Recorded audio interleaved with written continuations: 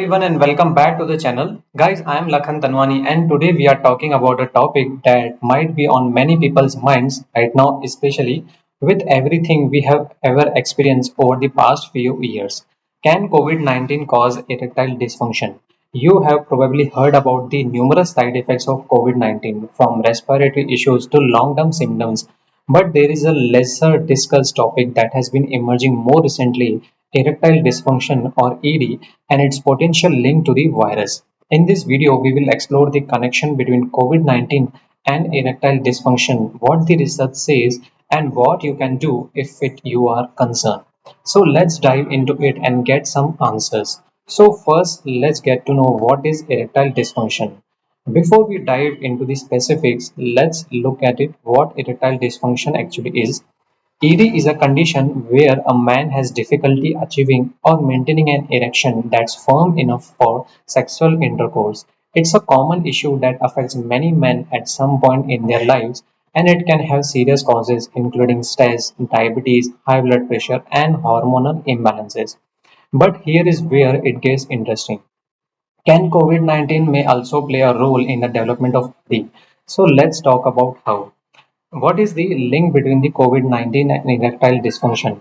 Now, you might be wondering, how can a respiratory virus like COVID-19 cause erectile dysfunction? Well, the virus affects the body in many ways, and recent research suggests that it could impact sexual health as well. Let's break it down into the key points. So, first is it has the impact on blood vessels and circulation. First off, erection depends on good blood flow to the penis. COVID-19 has been shown to affect the vascular system, meaning it can damage blood vessels and impair circulation. The virus causes inflammation in the blood vessels, leading to reduced blood flow throughout the body. This could be a factor in why some men are experiencing ED even after recovering from the virus. In some severe cases, COVID-19 has caused blood clots, which can further restrict blood flow and can contribute to erectile problems. Second is direct damage to the nervous system. Another important point is the potential damage to the nervous system. COVID-19 is not just a respiratory illness, it can also impact the nervous system, including the nerves that control sexual function.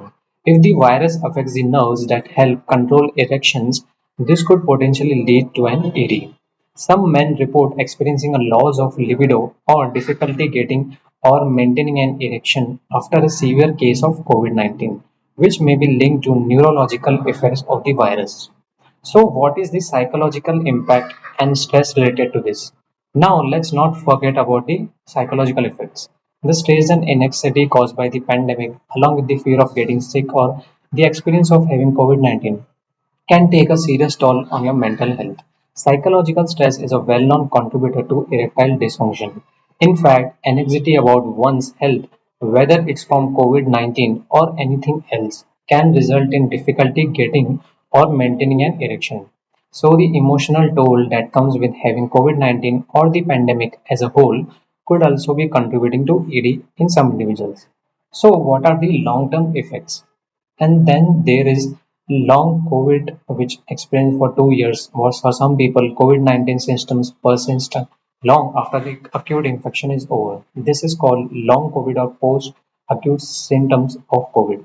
Some of the long-term effects include fatigue, joint pain, brain fog, and yes, sexual dysfunction. Studies are still ongoing, but early research suggests that men recovering from long COVID may be at an increased risk of experiencing erectile dysfunction, possibly due to the long-term impact on their circulation, hormones, and nervous system. So, guys, what you can do about it? Now, if you are experiencing erectile dysfunction either because of COVID-19 or for any other reason, you might be wondering what you can do about it. So, let's talk at the some ways to manage and potentially improve the situation. First and most important is see a healthcare professional. First and foremost, it's important to consult with a healthcare professional. If you have ever had COVID-19 and are noticing ED, it could be related to the virus, but other factors could also be at play. So, a doctor will be able to assess your situation, run some tests, and recommend appropriate treatments. If the ED is due to psychological stress or anxiety, speaking with a mental health professional can be a game changer. Second is focus on your heart health. Since erectile function is also closely linked to circulation, heart health is also crucial. Regular physical activity, a healthy diet rich in fruits, vegetables, whole grains, and lean proteins can help improve circulation and overall vascular health. If you have been inactive due to illness or recovery, try easing back into the exercise with light activities and gradually building up.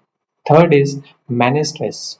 Managing stress is also a key. Stress is also known a contributor to ED, and with everything that has been going on, it's more important than ever to find ways to relax. Try activities like yoga, meditation, or even just deep breathing exercise to calm your mind and body. Fourth is consider medical treatment. There are several medical treatments for erectile dysfunction, including prescription medications like Viagra or Cialis, and in some cases, testosterone therapy or even penile injections. A healthcare provider will be able to help you find the right treatment based on your specific needs. So, guys, can COVID 19 cause erectile dysfunction? The answer is yes, it's possible. The virus can impact the vascular system, nerves, and even the mental health, all of which can lead to ED. However, if you are dealing with this issue, remember that you are not alone and there are steps you can take to manage and improve the situation. So don't hesitate to reach out to a healthcare provider who can guide you through the process. Remember, taking care of your physical and mental health is a key to recovery.